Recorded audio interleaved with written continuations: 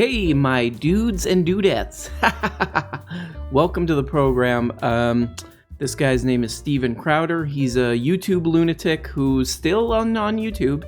And I think he's still monetized and all that stuff, which honestly, I don't believe that anybody should be usually deplatformed, but oh man, this gets close. Here we go. And he's talking about Michigan here in the beginning. Pennsylvania, and then ending on Michigan, because both myself and, of course, in third chair today from Compound Media, Dave Landau, we're both Michiganders. Yes, we are. Hello, everyone. And you're the whitest man in Detroit. That's correct. The last one, I hear. Yes, I'm the last one. Well, there's two. The last one without a beard and a one. beanie and a coffee shop. Detroit is nothing but criminals with tear tattoos and hipsters. And the hipsters, I mean, it's very short-lived. They recycle them very quickly. Like, I'm going to go in and make a difference. And then there's an epidemic of hipster rape. Surprise! So, Detroit, which he's talking about there, is the one city in the country that's most populated by African Americans. And he's saying it's filled with criminals with tear tattoos, and hipsters go to live there and they get raped. It's like if David Letterman and Paul Schaefer were doing banter, but it was just white power stuff. They were just doing Klan talk the whole time. I mean, there's nothing to debunk right there. That's just straight up. These guys aren't the biggest fans of black people. Nothing to debunk there. There it is. Out in the open on YouTube. By the way, check this out. Let me just reveal this a little bit.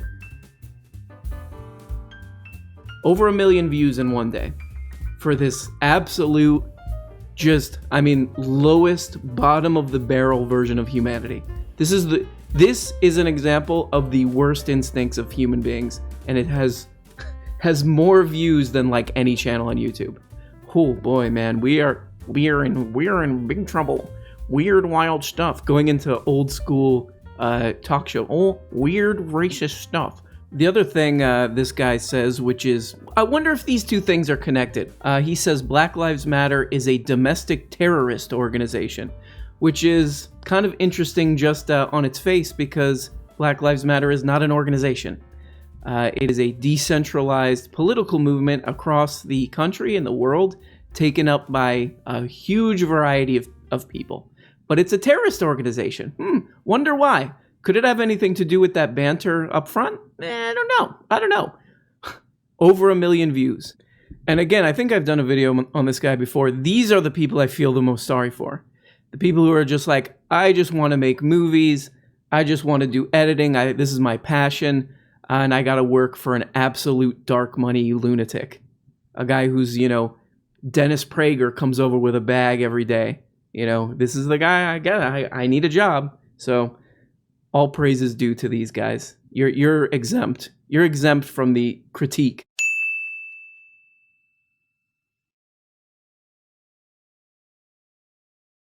I only do that off camera. And then Gerald A. is here. How are you? I am well, sir. I don't care. But I also incredibly unfunny. Okay, so we're gonna get into the vaccine stuff here. This is pretty interesting. The vaccine story itself, very interesting. How he talks about it, stupid and boring. So here we go. I care about you very much. Just not. I lied. I don't like lying to my audience right off the bat. We'll also be talking about. We do have some good news. 2 vaccines now, not just one. 2 vaccines now are available. 2. They're competing 2, and we were told that there would be no vaccines. Here's the thing, and this is a question. I have several questions today. Does anybody out there genuinely believe, when we talk about Donald Trump's mishandling of the pandemic, anyone genuinely believe that Joe Biden would have gotten these vaccines to market faster or as fast? Do you know what got us 2 vaccines before the end of November, which Donald Trump said would happen, and they said was logistically impossible? Cutting red tape and deregulation. Basically, a Disney villain's policies. Okay, so he goes into another, I would say, intensely unfunny comedy bit. But let's talk about the, first of all, this claim makes no sense. That deregulation led to the creation of this vaccine. Here, I'll read you. This is pretty much an entire summary of the development of the vaccine, okay? In January of this year, 2020, Chinese scientists published the genetic sequence of the coronavirus. That's a huge step. That's how you start developing the vaccine. Then there was collaboration between scientists across the world to try to come up with a vaccine. This is a quote from one of the scientists in a NPR interview. Part of the reason they were able to finish so fast was a new technique for measuring how well a volunteer's immune system responded to the vaccine. Pei-Yong Shi at the University of Texas Medical Branch at Galveston developed the technique. He found a way to tag genes in the virus so they light up when the cells are infected in the lab. Another big thing, a lot of people volunteered to be test subjects to test the vaccines. Here's another quote from that same NPR interview, which I'll put a link for in the description. From boots on the ground, getting these studies done, it's 100% science. And that's been super rewarding. Okay, so in other words, this idea that deregulation, which I'll talk about in a second, it makes no sense. Here's the CEO of Pfizer, just to get this out of the way.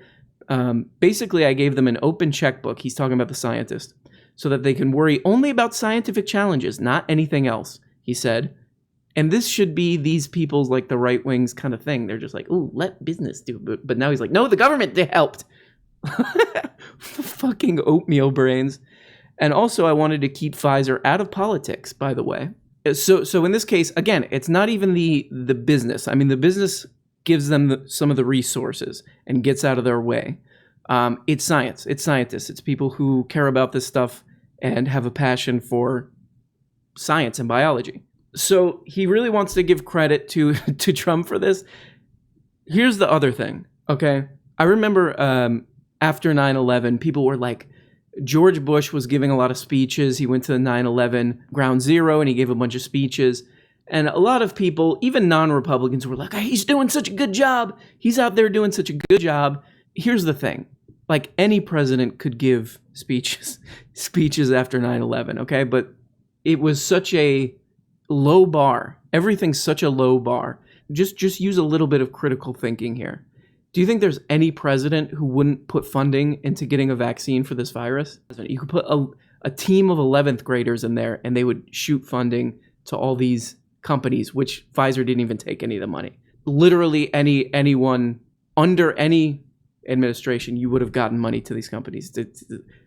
Totally nothing. There's nothing Trump did to help this. He's totally irrelevant. He's just watching TV, eating snacks. There's absolutely nothing he did for this vaccine. As far as regulation in general, this makes no sense in a number of ways. First of all, they do have to go through regulation. They're applying for an emergency use authorization, which is like they have to speed up the process of getting this thing approved and getting it out to the public. This is regulation still. They're going through a regulatory process with a regulatory agency known as the FDA, the Food and Drug Administration, which makes sure that our drugs and food don't make our eyeballs fall out and our penises fall off. That's what they're there for. It's regulatory. He's literally just parroting 1950s, 1960s, the past, whatever, 50 years of Republican talking points with absolutely no explanation. It's fascinating. Million views, though. Million views. What's amazing is that there's so much BS packed into this show that I'm literally only able to... This video would be like 6 hours long if I went through even like a quarter of this video. So we're 2 minutes and 39 seconds in, and the next one is pretty stupid too. Okay, so this one he's talking about the election recount in Georgia, I think. Warp speed, what it is versus what Joe Biden wanted to do. But first, you know how yesterday we talked about, and we are covering Nevada and Michigan. Right. Nevada and Pennsylvania. Tomorrow is Michigan. But we had to cover this because yesterday we covered Georgia. Right. And a lot of people skim over this because it's such a similar story. Where yesterday we talked about how there was a memory card where they found about 2,600 new votes, the overwhelming majority of which were for Donald Trump. Yeah. They found a second memory card after we had broadcast with another 2,700 votes in Fayette County, Georgia. Okay, so I looked into this story, and they did find memory cards with additional votes on it. And it did nothing for the election. In fact, let me show you this. So as you can see here, he's going back over something that's already kind of done. Michael Jordan certifies Biden as the state's 2020 winner. It's over, bud. It's over. As far as those memory cards, so what happened is kind of interesting.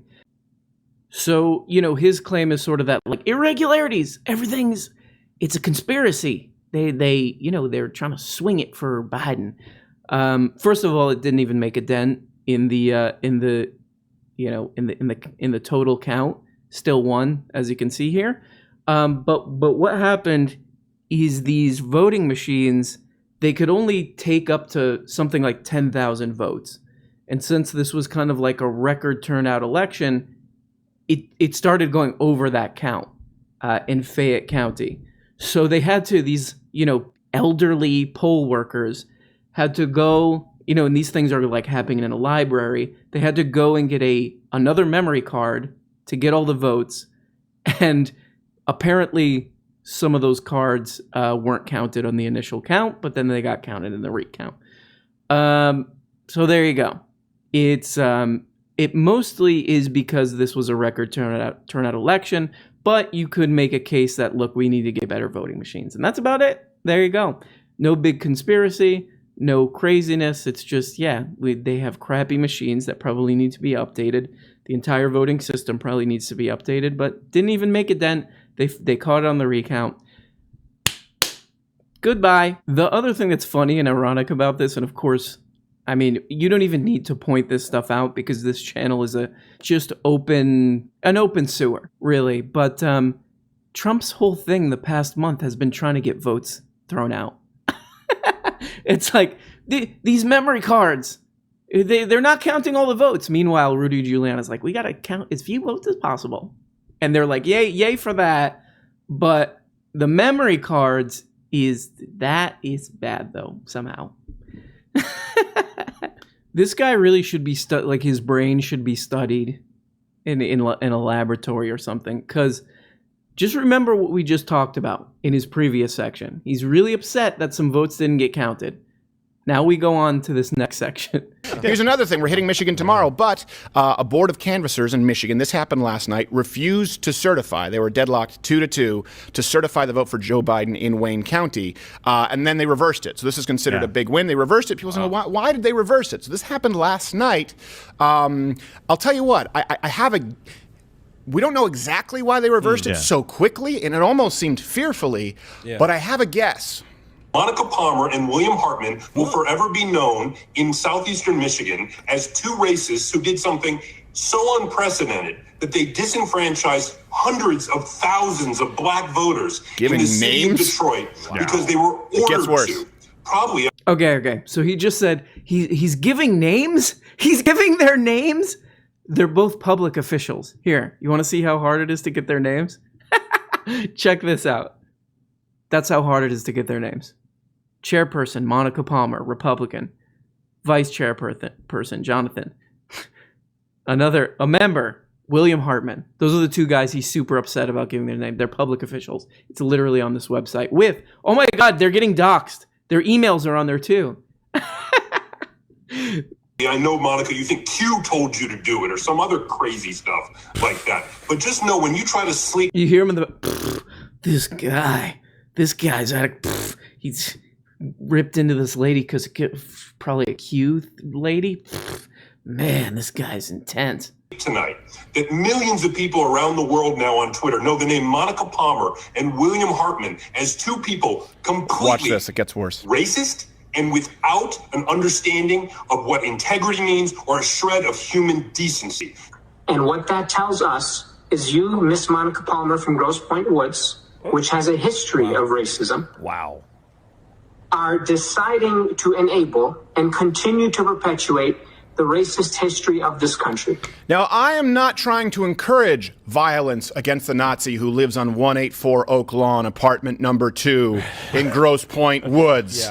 Oh, weird which side he fell on. I didn't know which way he was going to break on this, given his Black Lives Matter as a terrorist organization and that little white power rant he gave in the beginning. Oh, weird. He's falling on the side of the two white Republicans. By the way, there's 4 people on that board. The 2 people who wanted to throw out the election results for the black part of that county, for this predominantly black county. Guess which color the 2 people were, and guess which color the other 2 people were. I'll give you a million guesses. So he's like shocked by this. Let's just look a little bit into what these people did. By the way, these are public officials. Their information is online. They're both Wayne County. They're both part of the Wayne County Canvassing Board. And so what they did, the election results came in. Wayne County went to Biden, and it's like 86% black. This county, I think, around that. Either way, it's way predominantly black. This is Detroit is in this county. The results come in, and these two Republicans who were appointed by the Republican Party, the two white people on the board versus the two black people on the board, the two white Republicans they were just like, we're not going to certify it. We're not going to certify it. In other words, another way to put that is all those black votes right in the toilet. That's literally what they did. No, there's not even any covering this up. They were straight up, no other way to put it, trying to disenfranchise black voters. That's it. Easy as pie. Lickety split. And this, again, just failed comedian, fool, buffoon, right-wing grifter comes on, and he's like, look at this guy calling these people out for doing something that's overtly racist. Let's just be clear about this. That guy, this guy, orange shirt here, this is what standing up for principles looks like. This is how progress works in a society. When you see something disgusting like slavery or racism, you say, yuck! That's a good instinct. And this guy's doing the right thing. So this is what you call courage, standing up for your beliefs, having a moral compass. This is just right-wing YouTube idiots sucking down dark money. Ooh, give me that money. Spray it on my butt and my face. Ooh, that's what these guys are.